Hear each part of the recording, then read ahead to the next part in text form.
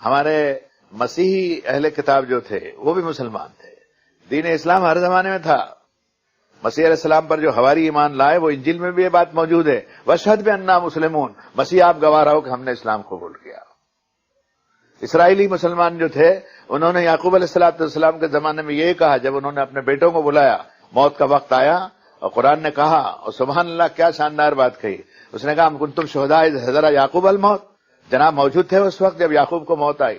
یعقوب جو ہے چیف ہیں وہ بنی اسرائیلی قبیلے کے, اور انہی کی اولاد میں سے یہ لوگ پھیلے, اور پھر جو اسلام تھا وہ کچھ دنوں کے بعد میں لڑکتے لڑکتے یہودی مذہب بن گیا. سیدنا مسیح علیہ الصلوۃ والسلام کی دعوت اسلام کی تھی, ماننے والے بھی مسلم تھے, لیکن لڑکتے پلٹتے وہ 60-70 سال کے اندر وہ کرسچینٹی ٹرینائٹی اور یہ اور وہ اور کئی فرقے ہو گئے, لیکن سب جگہ اسلام اسلام تھا. تو فرمایا قرآن شریف نے کہ ہم کنتم شہداء اذ حضر یعقوب الموت, جناب موجود تھے اس وقت جب یعقوب کو موت آئی. کیا ترجمہ کریں گے آپ اس کا؟ 42 ترجمے تو صرف اردو زبان میں انڈیا کے اندر ہوئے. ہر ترجمہ نگار یہ بھاشانتر کرنے کے لیے مجبور ہے کہ تم اس وقت موجود تھے جب یعقوب کو موت آئی. اذ قال لبنیہ ما تعبدون من بعدی, اپنے بیٹوں کو جمع کیا. مرنے والا جب وصیت کرتا ہے تو جمع کرتا ہے کہ بھئی اب میرا دنیا جانے کا وقت ہو گیا. تو انہوں نے یہ نہیں پوچھا کھیت کا کیا کرو گے, باڑی کا کیا کرو گے, خاندان کا کیا کرو گے, یہ کچھ نہیں کہا. کہا ما تعبدون من بعدی, بیٹے مجھے بتاؤ کہ میرے بعد تم عبادت کس کی کرو گے. میں نے تو جس کی عبادت کی ہے اس کے دربار میں میرا بلاوا آ گیا ہے. تمہارا بلاوا جب آئے گا اور غیر کی بندگی کر کے اگر نکلے تم یہاں تو میں تمہیں بچا نہیں سکوں گا. سن لو اس, وہ تو پیغمبر زادے تھے, نبی زادے تھے, نبی کے اولاد بھی تھے, نبی کی صحبت میں بھی رہتے. انہوں نے کہا قالوا نعبد الہ, کا ابا جان یہ بات بھی کوئی پوچھنے کی ہے؟ ہم آپ کے بیٹے ہیں, آپ سے ہم نے اللہ کی کتاب سنی, آپ کی نصیحتیں سنی, ہم غیر کی بندگی کر سکتے ہیں؟ ہم تو ابراہیم نے جس کی بندگی کی, اسحاق نے کی, یعقوب نے کی, الہ واحدہ, ساری دنیا کے سچے انسانوں نے جس ایکیشورادی دشٹی کوڑ جس کو توحید کہتے ہیں اس کی بندگی کی لوگوں نے, ہم اسی کی بندگی کریں گے. کسی غیر کے سامنے ہمارا مستک جھکے گا نہیں, ہماری پیشانی نہیں جھکے. میں اس آیت کو سے یہ بتانا چاہتا تھا کہ سیدنا یعقوب علیہ السلام کو بھی موت آئی. مجھے اجازت دیجئے کہ سلیمان کو بھی موت آئی. سلیمان علیہ السلام داؤد کے بیٹے ہیں. داؤد صاحب کتاب نبی ہیں, زبور دی گئی, آتینا داؤد زبورا, اور سلیمان ان کے بیٹے ہیں. قرآن نے کہا فلما قضینا علیہ الموت, جب سلیمان پر ہم نے موت کا فیصلہ کر دیا, اتنا کہہ دیا قرآن نے.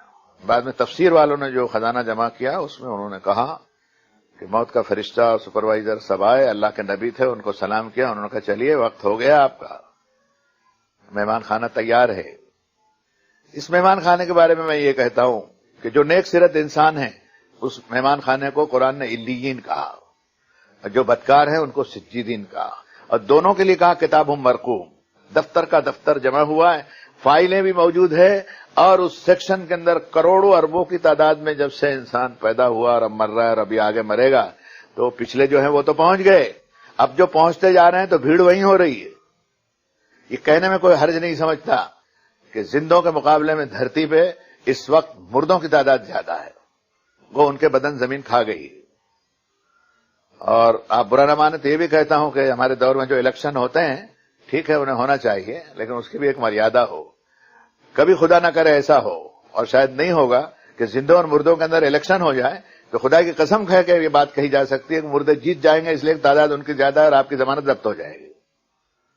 زندوں کی تعداد زیادہ نہیں ہے, کہ زندوں کا ایک جنریشن ہے 100 سال کے اندر, جیسے حدیث شریف کے اندر فرمایا کہ 100 سال کے اندر قرن ہوتی ہے, ایک جنریشن ہوتی ہے, اور گڑپ لیتی ہے زمین اس کو. جیسے 1999 میں بات میں کہہ رہا ہوں, 1899 کا کوئی آدمی دکھ رہا ہے کیا آپ کو؟ کوئی بڑے میاں دکھ رہے ہیں؟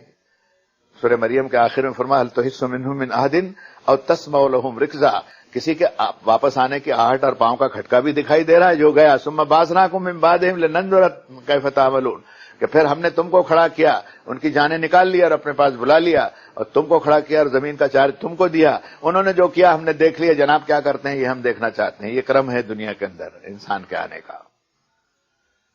اور جو گئے وہ کسٹڈی کے اندر ہیں, تو کسٹڈی میں ایک سیکشن قرآن کا علیین کا ہے, ایک سجین کا ہے. دعا کرنی چاہیے کہ اللہ میری روح کو علیین میں جگہ دے. ایک موت وہ ہے جس میں آدمی بالکل گناہ میں غرق ہے، کوئی فکر ہی نہیں ہو اس کو، اور دھڑ کے ساتھ اچانک آ گئی وہ اچانک آتی ہے۔ کبھی کبھی تو بیماریوں سے آتی ہے کہ سال 2 سال بیماری چل رہی ہے، ڈاکٹر کہتے ہیں کہ کچھ دن کا مہمان ہے، لیکن گھسیٹ رہا ہے، وہ حکم ہی نہیں ہوا تو گھس رہا ہے نا اس کو 8-8 سال تک۔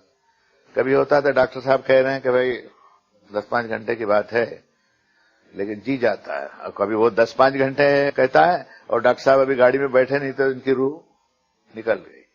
کبھی نیند میں بھی مر جاتا ہے، بالکل تندرست ہے، پان وان کھایا، سگریٹ پیا اور دعا سلام کیا، کہنے اوپر برتھ پر جا رہے ہیں، سو رہا ہوں، جو سوئے تو سوئے۔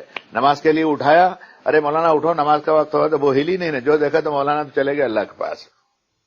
یہ کیا ہوا؟ تو مولانا نیند میں بھی موت آتی ہے، اور قرآن نے اس کی تصویر کھینچی۔ آپ جب قرآن پڑھیں گے سمجھ کے تو آپ کو معلوم ہوگا کہ پڑھنے کے لائق چیز ہے۔ قرآن کا نام قرآن ہے اس لیے کہ اس کو پڑھو، اس کا نام کتاب بھی ہے، کتاب مبین بھی ہے، اس کا نام برہان بھی ہے، یعنی دلیل بھی ہے، تبیان لکل شیء بھی ہے، وہ آئینہ بھی ہے، وہ رائے ہدایت بھی ہے، وہ ذکر بھی ہے، نصیحت بھی ہے، لیکن اس کا اصلی نام قرآن اس لیے کہ ہے پڑھنے کی چیز ہے۔ اس کو پڑھ سکو۔ تو اب وہ رات میں سویا ہوا ہے۔ کتاب اللہ میں فرمایا گیا ہے کہ اللہ یتوفی الانفس حین موتها والتي لم تكن في منامها فيمسك التي قضى عليها الموت ويرسل الاخرى الى اجل مسمى۔ کیا آیت ہے؟ فرمایا کہ اللہ کا یہ دستور ہے کہ کبھی کبھی نیند میں بھی انسان کی جان کو قبض کر لیتا ہے، اور نیند میں بھی انسان کی روح جو ہے تھوڑی ادھر لٹکتی ہے۔ اس لیے بعض بزرگوں کا یہ قول ہے کہ نیند جو ہے موت کی چھوٹی بہن ہے۔